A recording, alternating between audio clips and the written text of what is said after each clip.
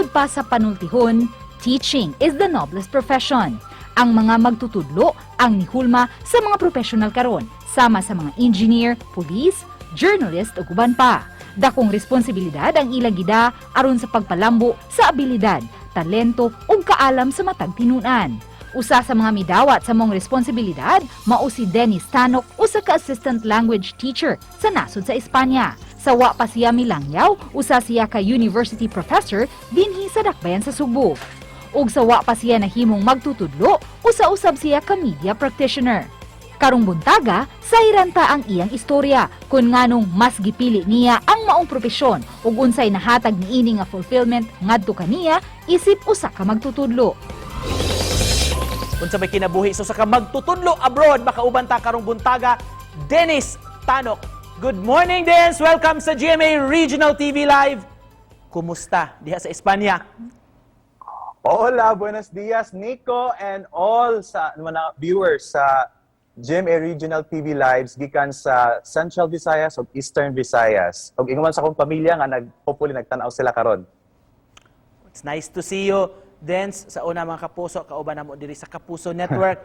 By the way, belated Happy World Teachers Day, Sir Dennis. Kumusta man imong experience isip usa ka magtutudlo diha sa Espanya? Well, na mga difficulties but as being a Filipino, resiliency na atong gibaon nga kinaiya. What do you teach there, Dens? O pila may age range ani mo mga estudyante?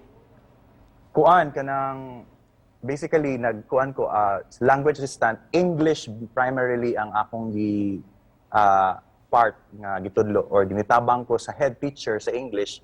Nya tabangan ako sila to how to pronounce sa mga bata gikan sa what's that? Infantile o sa kindergarten mo siguro sa ato. Gikan sa age group nga 3, 4, 5 hangtod grade 1 hangtod grade 6. So aside from English, ako pa silang to doon og arts and crafts kana mag-drawing, mag-cutting, mag-unsa pa dinha nga mga arts and crafts.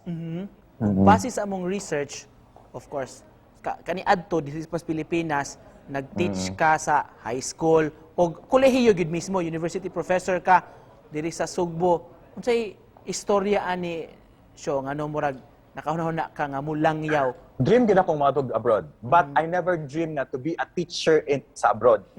So, mo na siya, as of now, murag lutaw gihapon nga moment kay, katuo nga nung naari ko abroad, di man tali akong gusto nga profession nga buhaton kay gusto ra ko kanang ordinary work. And then, if nisod siya nga opportunity sa previous school na ko as a university professor kay before, kuha man siya partner school. So, ni-try ko og apply and then na-screening sa school and then after makapasar sa screening, adto na pod sa screening sa consulate sa Spain and then another interview and then nakapasar and then that's process for visa. So it's long process and then well I decided kay gusto ko another experience. And then I never thought nga ang education or being a teacher mo'y makapahatag na ko anang experience. Personally ikaw, isip usa ka teacher unsay fulfillment nga nahatag nimo ning imong profession? I never thought nga mag-teacher good, Nick. But, mabase lang sa makita na ko sa naong sa mga bata, nakauyo naman sa sila na ako. To end this, Sir Dennis, unsay mensahe nimo sa atong mga magtutudlo, labi na kining mga naa-abroad sama nimo, sa mga teachers gyud nato nga atong gipasidunggan arong panahon na? Congratulations, teachers, for a job well done for how many years nga inyong giantos, atong giantos, or you are doing your job bisan pa sa mga pagsaway sa mga challenges nga giatubang nato karon because of the new system, because of the pandemic nga nahitabo. Kuan lang padayon lang ta and then ang gipanumpaan nga pagserbisyo sa mga bata nga sila mahimong responsable o edukado nga mga tao sa ilang pagdako.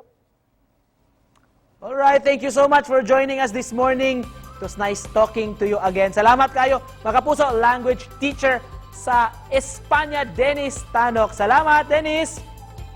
Thank you po. Gracias. Thank you. Ubalik pa mi kapuso, tutok lang!